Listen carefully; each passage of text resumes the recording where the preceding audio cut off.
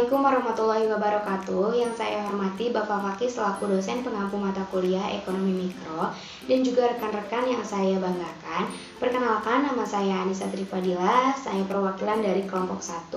Di sini saya sebagai moderator. Alhamdulillah kelompok kami beranggotakan 15 orang dan kelompok kami mendapatkan materi memaksimumkan laba. Nah, seperti yang telah diketahui bahwa salah satu dari mempelajari teori ekonomi mikro untuk mengetahui tujuan perusahaan untuk mencapai laba atau profit. Laba atau profit secara teoritis yaitu merupakan suatu kompensasi atas resiko yang ditanggung oleh perusahaan. Maka semakin besar resiko yang ditanggung oleh perusahaan, semakin besar pula laba yang akan diperoleh oleh perusahaan. Laba atau keuntungan adalah nilai penerimaan total perusahaan dikurangi biaya total yang dikeluarkan oleh perusahaan.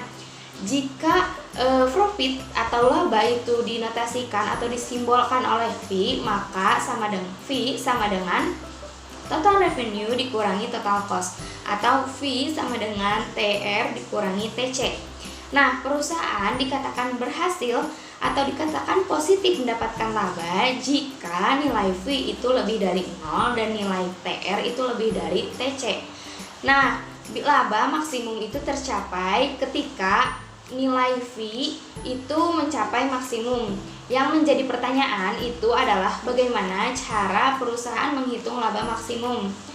Ada 3 cara pendekatan perhitungan laba maksimum, yaitu yang pertama pendekatan totalitas, yang kedua pendekatan rata-rata, dan yang ketiga yaitu pendekatan marginal. Nah, untuk ketiga pendekatan perhitungan laba maksimum itu akan disampaikan oleh rekan-rekan saya yang lainnya. Dan yang pertama yaitu mengenai pendekatan totalitas itu akan disampaikan oleh saudara Atika Rahma Izati. Kepada Atika Rahma Izati saya persilahkan.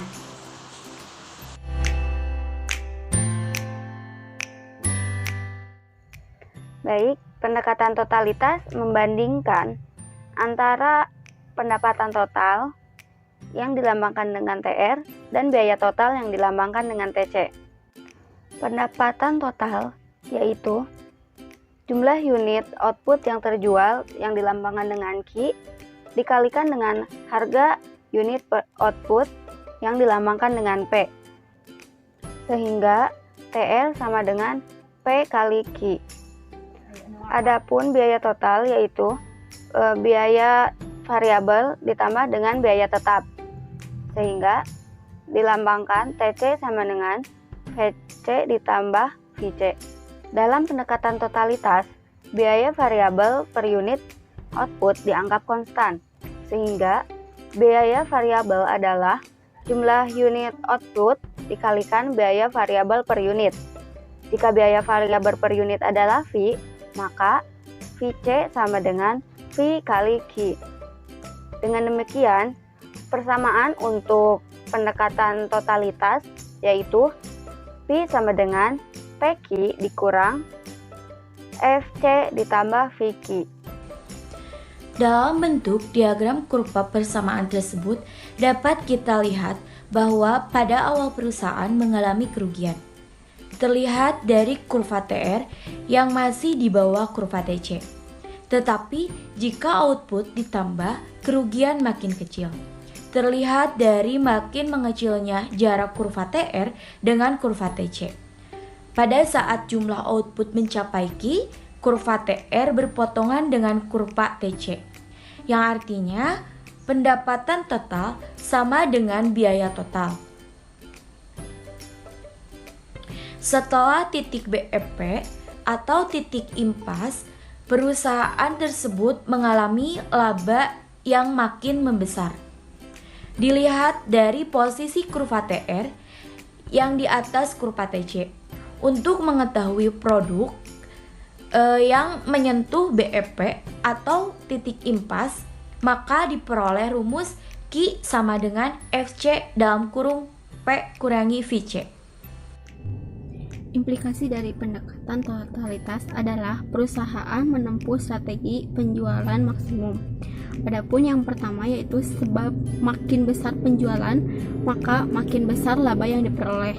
Hanya saja, sebelum mengambil keputusan, perusahaan harus menghitung berapa unit output yang harus diproduksi untuk mencapai titik impas.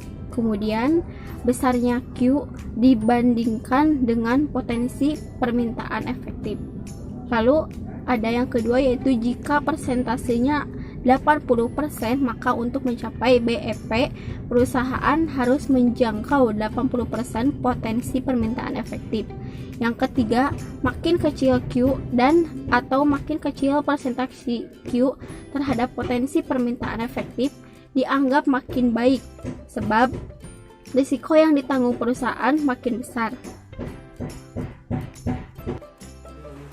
Kelemahan pendekatan total. 1. Dalam praktik sulit membedakan antara biaya tetap dengan biaya variabel.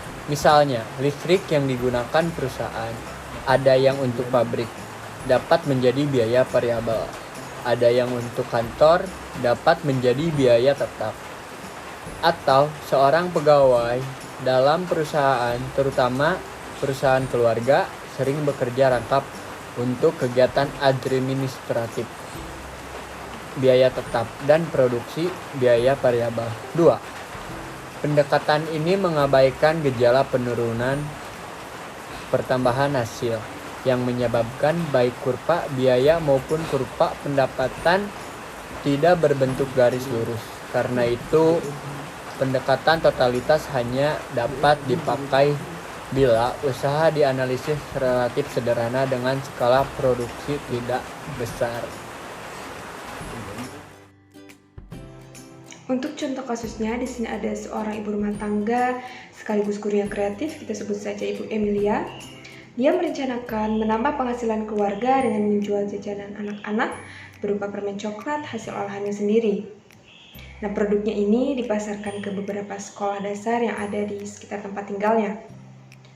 Jumlah permintaan potensial dilihat dari jumlah murid yang diberi uang jajan adalah 1.000 orang per hari. Di sini untuk mewujudkan rencananya, dia harus membeli alat-alat produksi dan mesin cetak sederhana seharga 5 juta rupiah. Nah, untuk biaya produksi per biji permen coklat ini yaitu 250 rupiah, harga jual per bijinya 500 rupiah. Nah, dapat kita simpulkan bahwa FC-nya itu adalah 5 juta rupiah, PC-nya itu adalah 250 rupiah, dan P-nya itu adalah 500 rupiah. Nah, untuk pertanyaannya, apakah rencana tersebut layak dilaksanakan? Tipe biaya pembelian alat produksi dan mesin cetak sederhana adalah biaya tetap atau FC, karena besarnya tidak tergantung jumlah produksi. Biaya variabel per unit atau V adalah 250, sedangkan harga jual per unit adalah P 500. Untuk mencapai titik impas, jumlah output atau permen coklat yang harus terjual adalah kuantiti 5 juta per 500 kurangi 250 sama dengan 20.000 biji permen. Jadi maksudnya 500 dikurangi 250 dan hasil tersebut 5 juta dibagi hasil 500 kurangi 250 sama dengan 20.000 biji permen. Lanjutkan contoh kasus sebelumnya, bila mana Ibu Emilia bersikap pesimis dan beliau mengatakan hanya 10% permen yang laku terjual dari permintaan potensial, maka dapat dihitung 10% dikalikan dengan 1000 permen. Hasilnya 100 permen yang akan terjual perharinya. Dari situ dapat dihitung pula titik impasnya, yaitu 20.000 permen dibagi dengan 100 permen per hari, maka diperoleh 200 hari. Sehingga Ibu Emilia dapat mencapai titik impas setelah menjual permen selama 200 hari. Namun bila mana Ibu Emilia mengatakan sebesar 50% permen akan terjual dari permintaan potensial, dapat dihitung 50% dikalikan dengan 1000, maka diperoleh 500 permen. Nah, untuk titik impasnya berarti 20.000 permen dibagi dengan 500 permen per hari, sehingga diperoleh 40 hari. Sehingga Ibu Emilia dapat mencapai titik impas setelah berjualan selama 40 hari. Setelah Ibu Emilia mencapai titik impas, atau dengan kata lain setelah 20.000 permen telah laku, maka keuntungan penjualan selanjutnya akan didapatkan senilai Rp250 per biji permen. Dan dapat disimpulkan secara keseluruhan bahwa semakin banyak permen yang laku terjual, maka semakin besar pula laba yang akan diperoleh.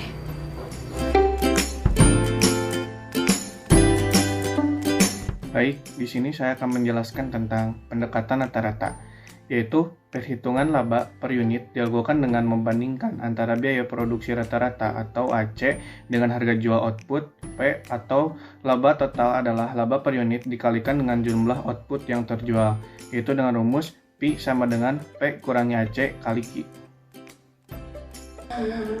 Pendekatan rata-rata atau average approach. Dalam pendekatan ini, perhitungan laba per unit dilakukan dengan membandingkan antara biaya produksi rata-rata atau AC dengan harga jual output atau P. Laba total adalah laba per unit dikalikan dengan jumlah output yang terjual. Dapat dijelaskan secara matematis, yaitu P sama dengan output dikurangi produksi rata-rata dikali jumlah barang. Dari persamaan ini, perusahaan akan mencapai laba bila harga jual per unit output P tinggi dari biaya rata-rata atau AC. Perusahaan hanya mencapai angka impas bila P sama dengan AC. Keputusan untuk memproduksi atau tidak didasarkan perbandingan besarnya P dengan AC. Bila P lebih kecil atau sama dengan AC, perusahaan hanya mencapai angka impas BEP bila P sama dengan AC. Keputusan untuk memproduksi didasarkan pada perbandingan P dengan AC. Bila P lebih kecil atau sama dengan AC, maka perusahaan tidak mau memproduksi. Yang terakhir, implikasi pendekatan rata-rata adalah perusahaan atau unit laba usaha harus menjual sebanyak-banyaknya atau maksimum selling agar laba atau P semakin besar. PT Tani Makmur ingin menanam singkong di Lampung. Singkong akan dibeli di lahan oleh produsen tapioka seharga Rp150.000 per kilogram. Setiap hektar diperkirakan menghasilkan singkong minimal 25 ton. Berdasarkan studi pendahuluan, biaya produksi seperti di bawah ini. A. Biaya persiapan lahan Rp500.000 per hektar. B. Biaya penanaman dan perawatan termasuk pupuk dan obat-obatan serta tenaga kerja 1 juta per hektar. C. Biaya penanaman, pencabutan, pemotongan 10.000 per kilogram. Jika perusahaan menargetkan keuntungan sebesar 1 miliar pada musim tanam mendatang, berapa hektar singkong yang harus ditanam? Di sini ada contoh kasus yang mana biaya persiapan lahan, penanaman dan perawatan senilai 1.500.000 per hektar. Jika per hektar lahan menghasilkan 25 ton singkong, maka biaya rata-rata persiapan, penanaman dan perawatan adalah 60 perak per kilogram. Sehingga biaya rata-rata per kilogram adalah 60 perak ditambah 10 perak sama dengan 70 perak. Karena harga jual singkong adalah 150 perak per kilogram, maka fee adalah P dikurangi AC dikali Q, yang mana fee adalah 1 juta, P sama dengan 150 dikurangi AC sama dengan 70 dikalikan dengan Q. Q sama dengan 1 juta dibagi 80 kg sama dengan 12.500.000 kilogram, itu sama dengan 12.500 ton. Jumlah singkong yang harus dihasilkan untuk menghasilkan laba 1 miliar adalah 12.500 ton. Karena per hektar menghasilkan 25 ton, maka jumlah yang harus ditanam adalah 500 hektar. Mungkin cukup sekian dari saya. Terima kasih. Wassalamualaikum warahmatullahi wabarakatuh.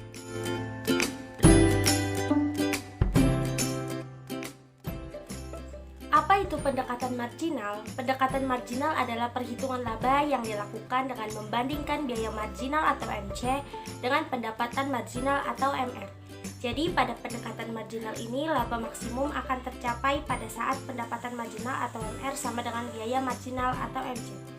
Pada suatu perusahaan akan menambah keuntungannya apabila menambah produksinya pada saat MR lebih dari MC. Artinya, hasil penjualan marginal atau MR melebihi biaya marginal atau MC. Dalam keadaan ini, pertambahan produksi dan penjualan akan menambah keuntungannya. Tetapi sebaliknya, jika MR lebih dari MC, maka artinya mengurangi produksi dan penjualan akan menambah keuntungannya. Maka dari itu, keuntungan maksimum dicapai di mana MR sama dengan MC, sehingga didapat rumus V sama dengan TR dikurangi TC. Selanjutnya ada contoh kasus. Misalnya, PT RGM menanam pohon akasia dan dibeli oleh PT RAPP seharga Rp150 per batangnya. Nah, setiap hektarnya diperkirakan menghasilkan 25 batang akasia. Berdasarkan studi pendahuluan biaya produksi, seperti di bawah ini. Untuk biaya persiapan lahannya, Rp500.000 per hektar. Untuk biaya penanaman, perawatan, dan tenaga kerjanya yaitu Rp1 juta per hektar. Lalu untuk biaya panennya Rp10 per batang. Nah, jika perusahaan menargetkan keuntungan sebesar 1 miliar pada musim tanam mendatang, berapa hektar akasia yang harus ditanam? Nah, untuk penjelasan lebih lanjutnya akan dipaparkan oleh rekan saya.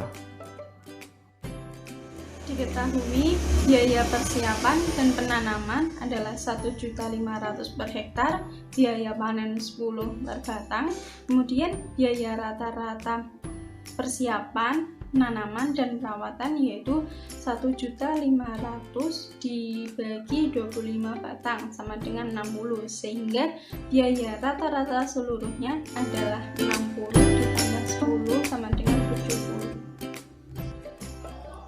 Karena harga jual akasia adalah Rp150 per batang, maka P sama dengan T dikurangi AC dikali Q.